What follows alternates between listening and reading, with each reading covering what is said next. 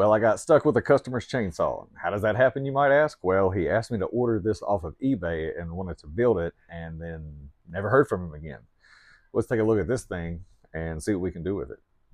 So according to eBay, this saw does not run, but it does turn over. And that's what I figured. The flywheel turns a little bit, but it won't make a full rotation. Let's get into it and see what we can find. Well, from first glance, I see an aftermarket air filter. It looks like somebody's messed with the fuel line. Can't tell if that's aftermarket. That's definitely not stock. Let's get deeper. And it appears that our recoil is being held on with a couple of screws here. And after getting this off and getting my hand on it, I don't feel much compression. It stops right there.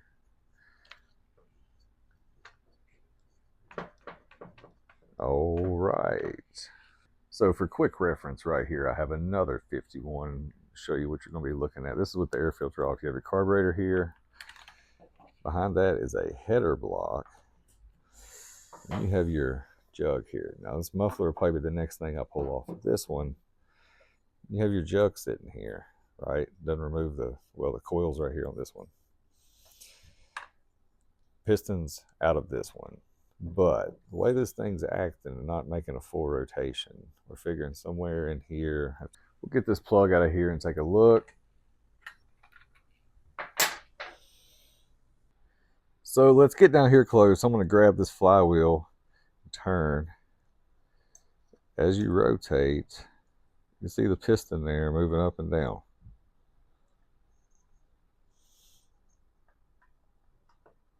It's hitting kind of there at the top. And kind of at the bottom. Is there a wrist pin that fell out maybe?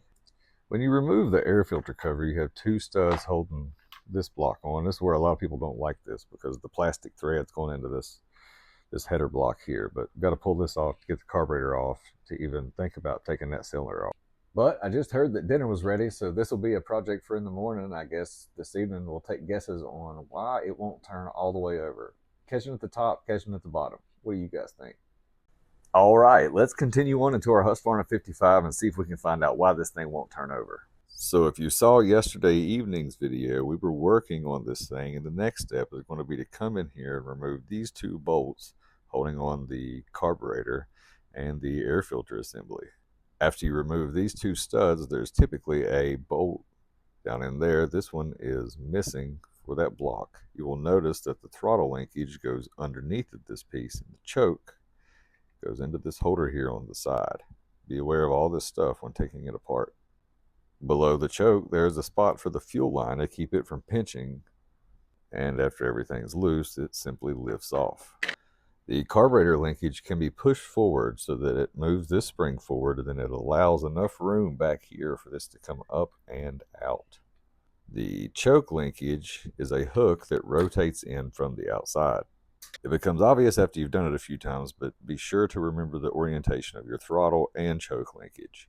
Judging by the look of this fuel line and carburetor, they were very aftermarket and have been replaced. Once again, on initial disassembly, I don't use the power stuff. I like to get a feel for things, and I'll pop these loose by hand just to see how tight they were, see how this thing was running. It's all a feel thing, you know. These saws have a stabilizer bracket that has another bolt that comes in here that holds the dog on. This one was missing. The piston itself, I don't see the scoring on it, but it's getting hung right there. And it's hanging right there. So maybe the ring's hanging in the transfer. There it's going on past. Now it's going to make a rotation. Catching. Maybe it's in the bottom end. Someone did say in the first video, though, that the piston was probably in backwards, and that kind of debunks that because you can see there that there's no gap. Now we'll go ahead and get this clutch cover and ring handle out of the way.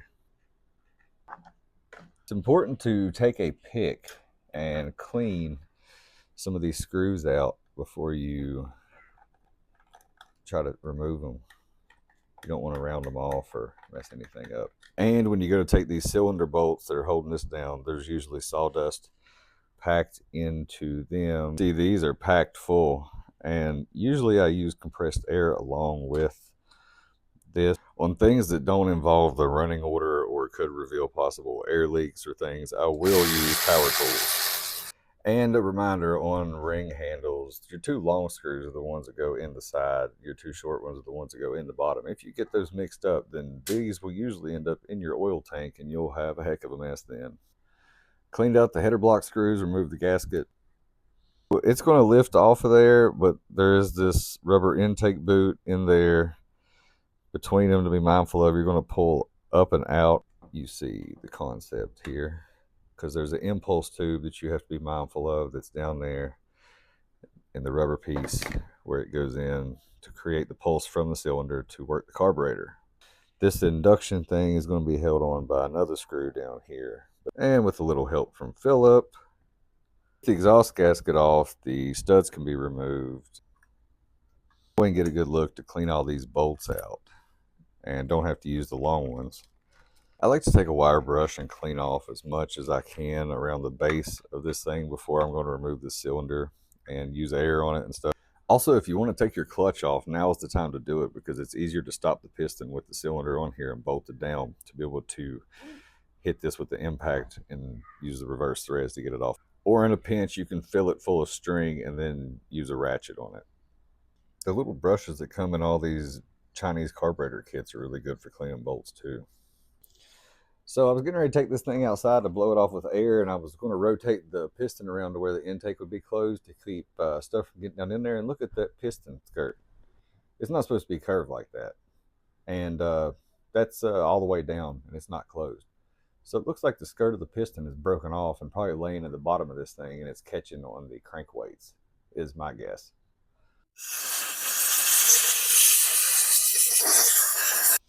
All right, we got it blown off and cleaned out a little bit. Let's get this jug off here and take a look.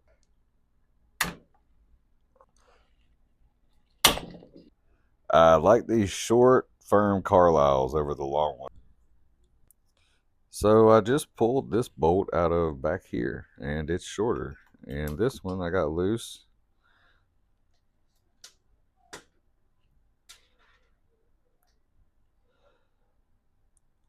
Tack on. So these were the 4 bolts holding the cylinder on. The 2 short ones were on the back side here. That one doesn't have a shoulder like the standards do. And for reference, here's the 4 bolts out of this one that I took apart. So we should be free here now. We'll lift this off. First time reveal. What do we got here?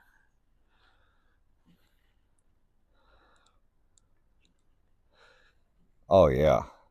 Oh yeah. There's pieces of piston all down in the bottom. So kind of had to use both hands to work it around there, but I'm sure those pieces have been dragging around down in there. Looks like he had it in the right way. He just probably didn't have maybe this tight enough. And you know how finicky these things are, and the RPMs they turn. Might have cantered up a little bit, and when it did, caused it to catch a lip, or maybe just a faulty piston. But judging by this right here, judging by when I took these loose, like these 2 long ones were much tighter than these 2 over here. These 2 here were easy to break loose. I might have video of all of them breaking loose. I don't think so, but there's the solution. Guess I'll take opinions on what we can do with this thing. Our cylinder, we see how we look here. Feels smooth. Let me get the light and we'll look inside.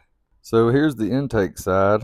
There's a couple scratches in there, but a nail does not catch on anything. Here's the exhaust side. Really not that bad, and it feels smooth to the touch. Do have some highway pistons here and a pop-up. But see what you guys think. What should we do with it from here?